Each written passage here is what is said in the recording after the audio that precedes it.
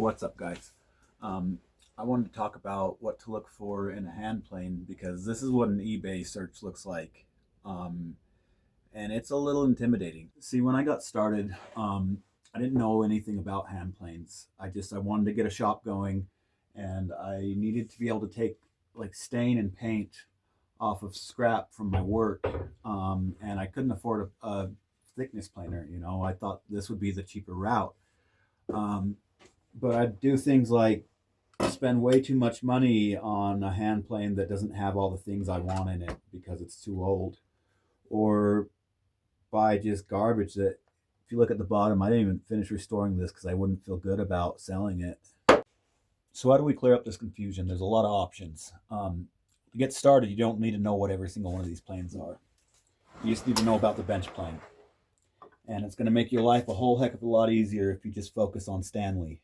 See, in the late 1800s, a guy named Leonard Bailey invented the crude design of what we currently today regard as the cast iron metal hand plane. And no, it was not this. This was actually made closer to the time that this one was made. It's not called a transitional plane because it was the transition into metal planes. It was a marketing ploy to try to transition people who didn't want to buy these expensive planes because they could make their own wood plane that worked just fine into using these because of the key features. And they didn't have all those key features until they came up with the lateral adjustment.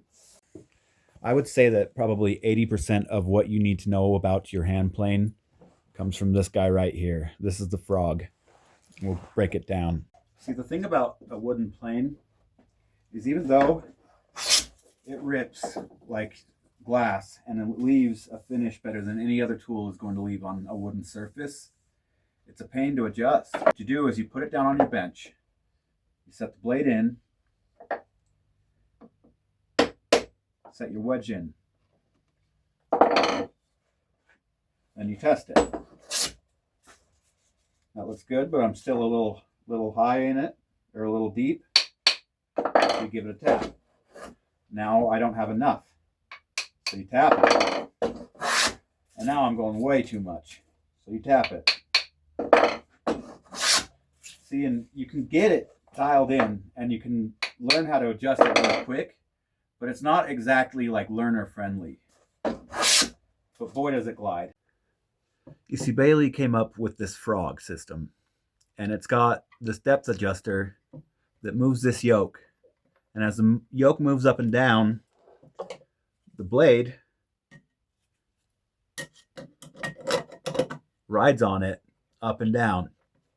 But it was still really squirrely. So with the help of Stanley, well, I guess under the hire of Stanley, they came up with this depth adjuster, and that's when things started to get good, but we're still not quite into the mechanics and the fit that we wanted, and that's what we really want to break down in the eras.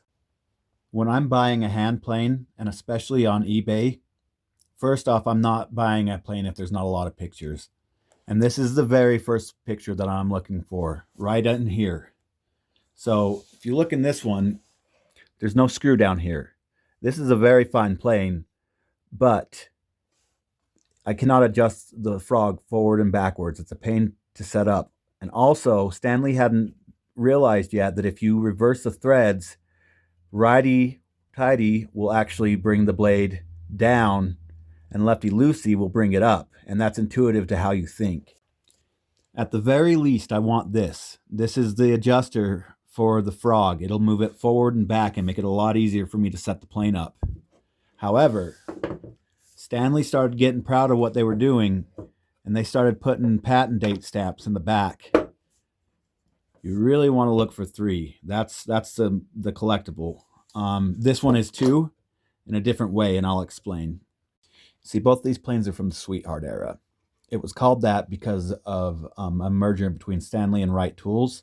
The heart logo is just kind of a homage to the former president of Stanley Tools. But it's not just the heart that makes these so collectible. It largely relies on the fit and finish of how these frogs sit in the body.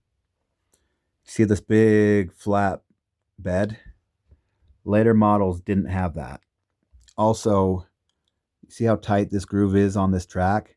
That keeps everything square and just tight.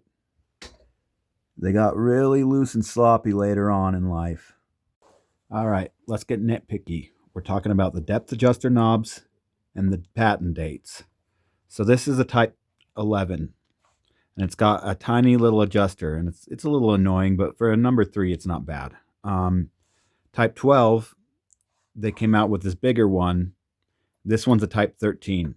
So Type 12's right in between these, and that's where we'll talk about the dates. So we've got the date for the Bailey style plane, the date for the adjustments, and the date for the machining, the way it's all, modified, housed in and out. So the last date on this is April 19 of 1910.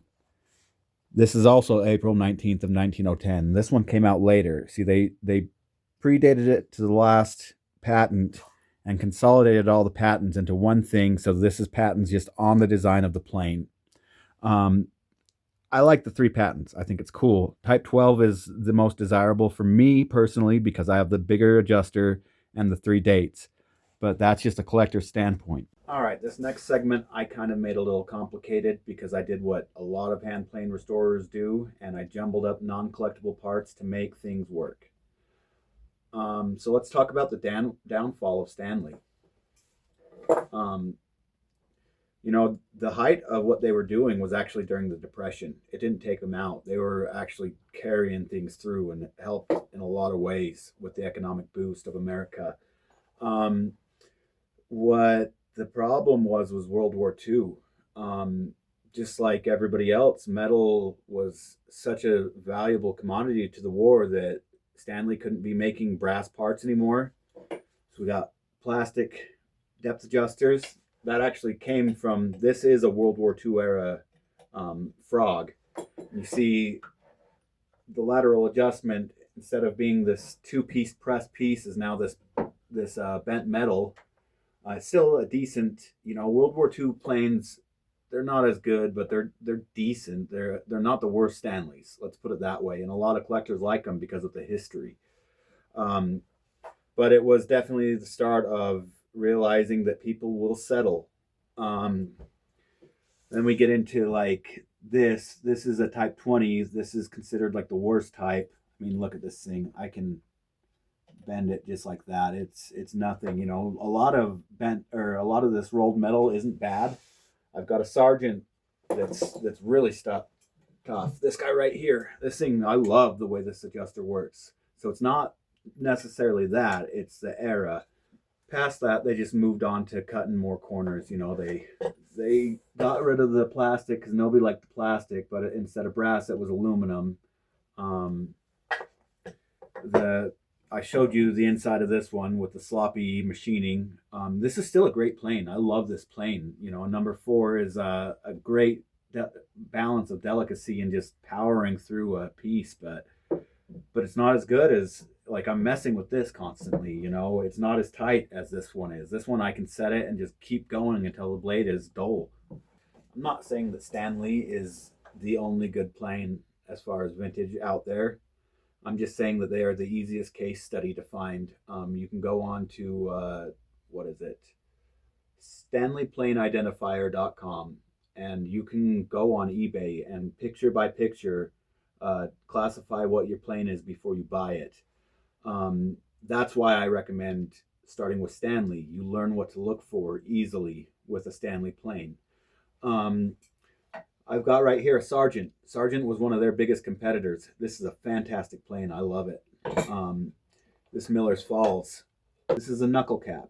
And as pressure goes down on it, it puts pressure onto the front and makes it so that the front is super tight in there.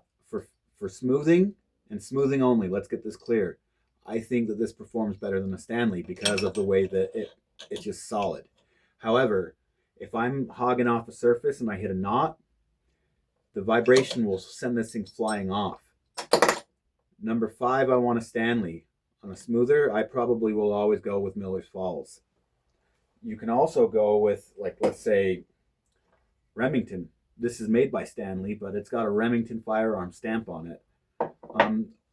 You can get there's new makers that make perfectly good planes. This is the low end of a premium new plane, and it was $100. So it's just a block plane, you know. So is that the route you want to go? That's up to you and your economical situation, you know. Okay, the things you want to avoid. Always check your sole. I've worn this down with sandpaper, but my sides still have marker all around. That means that I have no real reference to flatten this thing out. Um, your handles, you want to make sure they're good. I don't mind carving new ones, but a lot of people don't like carving, and they're kind of a pain to make. Um, like I said before, I always want to avoid a plane that doesn't have that depth adjuster screw. Not only does it make it easier to set, but it stabilizes it in there. But that's a finicky thing for me. That's not like a deal breaker for a lot of people. Um, and also right here in your cheek, check for cracks. This mouth opening that creates a weak point, and woodworkers are notorious for thrashing their tools. Um, I've bought a very rare plane recently that was broken when I received it, and it was very, very heartbreaking. I want to thank you guys for watching. I would never say that hand tool woodworking is superior, but I do know that I've learned so much about myself as a woodworker in this last year of learning hand tools. Um, I've been doing this since I was a little kid, professionally for about a decade. This has brought a new experience to my life. It's also made it so that I can come home from a 10-hour day of installing cabinets and feel like I have a hobby in woodworking again. And for that, I'm very grateful. I would never ask you guys to like my videos, like what you like, but you know, if you learned something or this inspired you in any way, shape, or form, you know, go out and create something pretty.